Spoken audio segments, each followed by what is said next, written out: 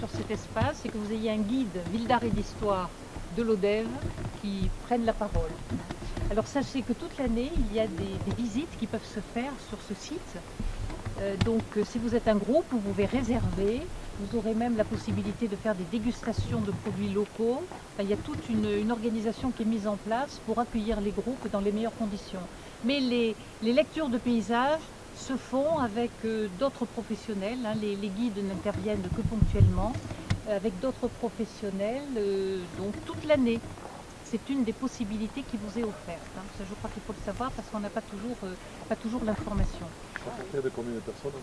Le groupe ici, est-ce que quelqu'un peut me souffler? Je ne sais pas, 20, 25 personnes. Oui, à peu près, Bernard, on va dire ça.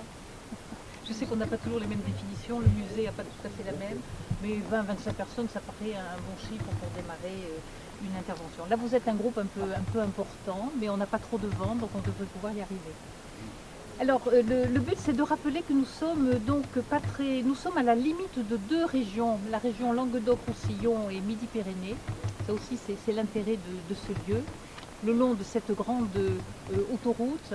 Et pendant de nombreuses années, quand on parlait du Larzac, quand on en parlait à Paris ou dans d'autres régions, on savait que c'était une zone qui existait, un territoire qui existait dans le sud, on ne savait pas le situer, mais on savait en tout état de cause que c'était une terre de rebelles, de gens qui savaient rouspéter, de lieux de manifestation, qui a généré des fortes personnalités comme Beauvais. On était associés, je crois, à la rouspétance typiquement française. Et puis il y a d'autres notions qui sont arrivées avec le temps liées au patrimoine. On a eu bien sûr l'autoroute qui a permis aux gens de traverser cette région, mais de faire plus que la traverser, de leur donner envie de s'arrêter, parce que ça devenait beaucoup plus confortable. Là, à ma table à midi, on discutait sur les premiers trajets quand on prenait le pas de l'Escalette il y a quelques années. C'est vrai qu'on n'avait qu'une envie, c'était dépasser l'Odève et surtout ne pas s'arrêter. Voilà. Maintenant, je crois qu'on a un petit peu changé. Et tout cet afflux de labels qui arrive depuis quelques années permettent aussi de redorer le blason d'une région que l'on prend un petit peu plus au sérieux. Et le dernier en date, bien sûr, c'est le classement de ce territoire au patrimoine mondial par l'UNESCO, grâce à tout le travail enregistré par l'agropastoralisme. Et ça, c'est important de se dire que le territoire ce paysage que l'on va commenter, c'est à la fois l'œuvre de la nature et l'œuvre des hommes, pas seulement des hommes, mais aussi des animaux et des troupeaux. Je crois que c'est important. Quand on s'est arrêté tout à l'heure avec Bernard pour voir la carrière, l'atelier à l'air libre d'Ardé, on a bien vu que c'est un territoire qui par endroits se referme. Mais pas que. On a franchi un portillon, il y a bien encore des troupeaux qui viennent aérer le paysage. Mais on est bien là dans un paysage partagé entre les hommes et les animaux. Et il faut bien l'avoir en tête. Mais au départ, le maître d'œuvre, c'est la nature. Alors nous allons nous approcher pour essayer de comprendre comment Dame Nature a façonné. Se demande pourquoi le commenter. Il est tellement beau. Est-ce qu'on a besoin d'ajouter un propos à un tel paysage? Eh bien, encore une fois, je crois, c'est comme pour les tapis, quand on est à la manufacture, la technique, la complexité donne envie d'approfondir et on se rend compte que le fait que le paysage soit complexe, que le tapis soit compliqué, eh bien ça nous permet de l'apprécier d'autant plus. Et ce sont des éléments qui me paraissent tout à fait fondamentaux. Alors ce paysage, il s'inscrit dans une histoire géologique, bien sûr, qui était là bien avant nous. Nous avons, alors pour vous rafraîchir un peu la mémoire, on va rappeler rapidement les différentes phases de constitution de ces grands paysages. On a au départ à l'ère primaire, donc 500 millions d'années, on va un petit peu loin. On a donc un territoire qui est essentiellement des terres qui vont être soulevées et qui vont être érodées. On est là sur ce bloc hercynien important, fondamental en France, que l'on retrouve encore dans certaines zones comme la Bretagne par exemple. Et tout ce territoire va être érodé. On va avoir une pénéplaine avec des parties plus creuses, si vous voulez, en décalé, qui vont se retrouver chargées d'eau et qui, à l'ère secondaire, vont accueillir toute la sédimentation. Pendant cette période, cette ère secondaire, on va avoir la formation de tous les calcaires qui font ces massifs qui nous environnent. Ça, c'est un point important. Tous ces calcaires que vous avez sous les yeux ont été formés pour la plupart pendant cette période. À la période tertiaire, on va avoir les mouvements, les montées de tous les mouvements alpins et pyrénéens qui vont avoir des conséquences pour nos cosses, parce que quand on prend de la place en hauteur, eh bien, on oblige les zones qui sont à côté à se pousser.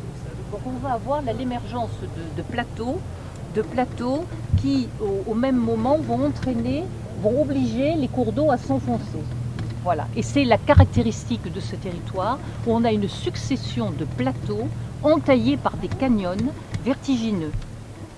Alors on les reprend, nous sommes sur le plateau du Larzac, qui est un plateau important, mais on a le Cosse Noir, le Cosse Méjean, le Cosse de Sauveterre, et chaque fois entrecoupé de canyons au fond desquels coulent des rivières. Alors ces rivières, elles sont là parce qu'elles se sont trouvées une couche imperméable et elles se sont posées.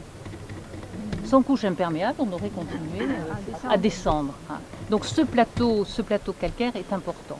Ensuite, l'ère quaternaire, on va avoir toute la période de karstification. Alors karst, c'est calcaire, c'est toute la caractéristique de cette zone, donc du calcaire, deux propriétés dans ces roches, c'est la perméabilité et la solubilité.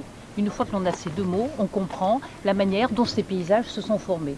Vous avez vu tout à l'heure quand on a marché, quand on s'est baladé, on était entouré de roches complètement éclatées, avec des fissures. Donc il faut imaginer l'eau qui pénètre, le gel, avec une action de gel et de dégel qui fait éclater la roche.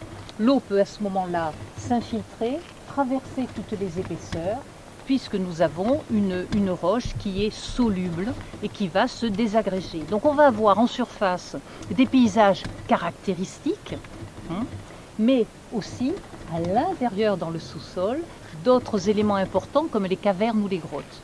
Ça c'est la caractéristique de notre zone. Donc ici nous avons sous les yeux, nous avons un cirque, le cirque de Navacelles, au fond duquel coule la Vis. Alors, la caractéristique de ce lieu, c'est effectivement la profondeur. On est au bord du mur, là, on est un peu assommé, on a 500 mètres de dénivelé. Alors, bien sûr, sur les brochures, on s'empresse d'y cacher la tour Eiffel. Vous pouvez essayer si vous voulez, c'est possible.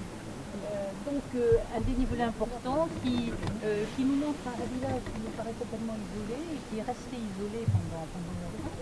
Une route qui permettent de relier ce village au plateau ont toutes été faites au XXe siècle. On n'avait que des chemins minutiers qui permettaient d'accéder, on en parlait d'accéder au plateau.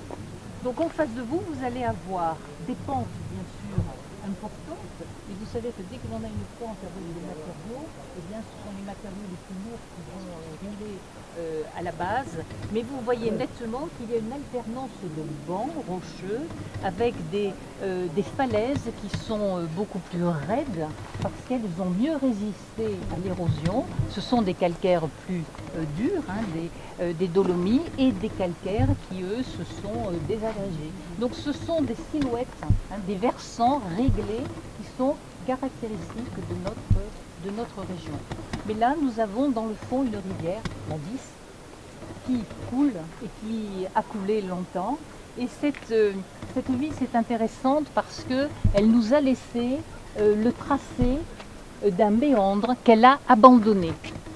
Alors pourquoi a-t-elle abandonné ce méandre? Alors vous avez tous en tête les dessins qu'on faisait quand on était à l'école avec les méandres, et on a le courant qui vient taper dans une boucle.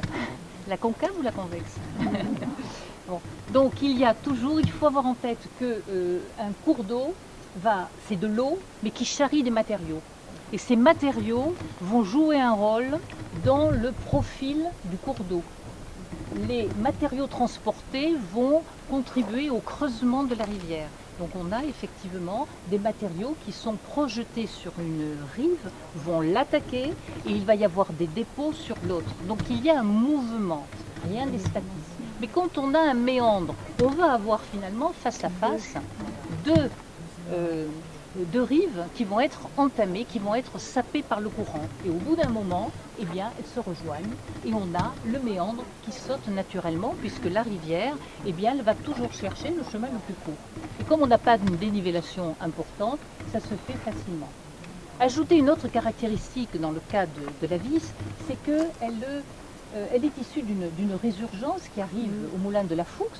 Et qui dit résurgence dit transport d'eau très chargée en carbonate, hein, qui va donc avoir une eau qui va se transformer en tuf, on en parlait, donc qui va épaissir. Il va y avoir d'énormes dépôts. Tant qu'il y a eu ces dépôts, on a eu aussi une surélévation du lit de la rivière. Donc ces deux phénomènes ont permis effectivement à la Vis de recouper le méandre. C'est une des beautés de ce paysage. Ce n'est pas exclusif.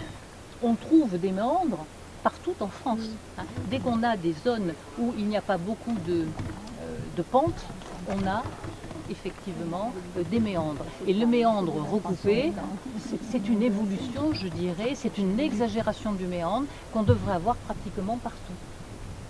Ce n'est pas propre à cette région. Mais c'est spectaculaire parce que l'implantation humaine est venue s'installer sur le pédoncule qui subsiste. Alors on va peut-être se déplacer. Déjà, on a eu un problème au niveau du tuf. J'abordais les questions du tuf.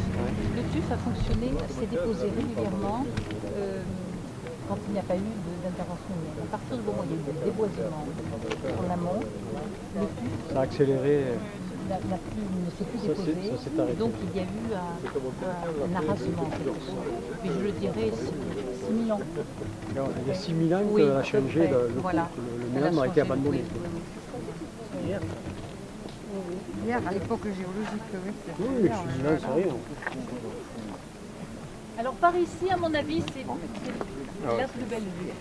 Au niveau du la datation 1005, c'est une création de l'abbaye de Gélone en 1005, donc Novacella, avec une implantation donc, qui va s'installer à l'endroit le plus favorable. Et on va utiliser l'emplacement de l'ancien méandre pour cultiver, parce que là encore, c'est la seule zone horizontale. On a un climat plutôt méditerranéen dans le fond et on va retrouver pendant des siècles les cultures traditionnelles du sud de la France, les céréales, la vigne, l'olivier. Et vous retrouvez aussi au niveau du pédoncule une occupation en terrasse, puisque les terrains du méandre ne suffisent pas. Donc on va récupérer sur les pentes, on va aménager les pentes pour augmenter la production. Mais la ressource, une des ressources principales, c'était la rivière, avec les truites et les écrevisses. Voilà pour ces activités. Alors aujourd'hui, c'est un tout petit un ensemble de maisons. Vous voyez, c'est le week-end. Je ne sais pas quel est l'habitat, le nombre d'habitants. J'ai essayé de retrouver le chiffre. J'ai pas trouvé. En habitat permanent, en tout cas, il y a 8 lignes de téléphone fixes. Et je l'ai évoqué sur ces plateaux. Mais l'argile, on a de l'argile de décomposition que l'on trouve et qui tapisse le fond des dolines. Les dolines étant ces espaces cultivés qui sont des petites dépressions sur le plateau et au fond de laquelle s'accumule une terre en décomposition qui permet la culture.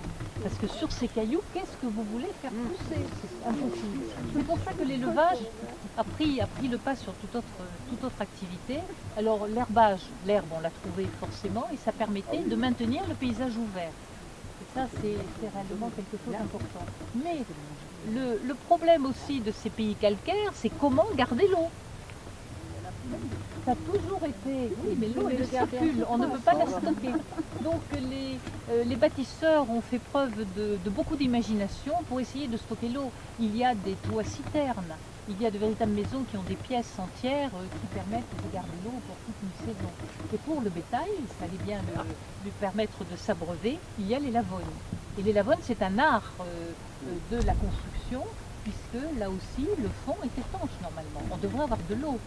C'est qu'elle a quelques puits. Voilà. Tout est fait pour que ce soit étanche et qu'on puisse garder l'eau. C'est important.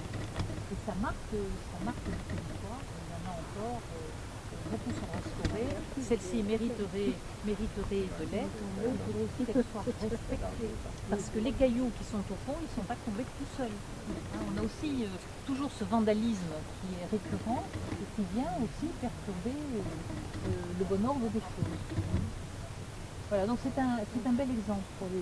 Alors tout ceci, bien sûr, si on obtient le label Grand Site de France, on va passer à une vitesse supérieure, ça veut dire que ce n'est pas simplement le petit périmètre que nous venons de faire qui va être classé, mais bien sûr des hectares et des hectares qu'il faut protéger. Hein. Et ça va aller, je ne sais pas si vous avez fait attention, en venant en bus, vous êtes passé devant une ferme fortifiée. Bon, ceux qui ne l'ont pas vue à l'aller ont une chance, ils pourront la revoir au retour. Cette ferme fortifiée, c'est la ferme de la Prunarède qui a été achetée par la communauté de communes du Dos-des-Bois et l'Argaz avec 60 hectares de terre. Donc c'est un ensemble, tout ça, il y a de la logique quand même, et elle est restaurée. Le but, c'est de l'intégrer à ce grand projet sur l'agropastoralisme, et il y aura là certainement une maison de l'agropastoralisme. Et pour bien prouver, pour bien engager la volonté de la communauté de communes d'en faire un lieu vivant, il y a déjà installé dans cette ferme un troupeau avec un berger. Hein, donc ce n'est pas simplement un musée, un paysage inanimé. On veut vraiment en faire un lieu qui permette de comprendre ce que c'est que l'agropastoralisme et comment l'agropastoralisme a façonné ce paysage.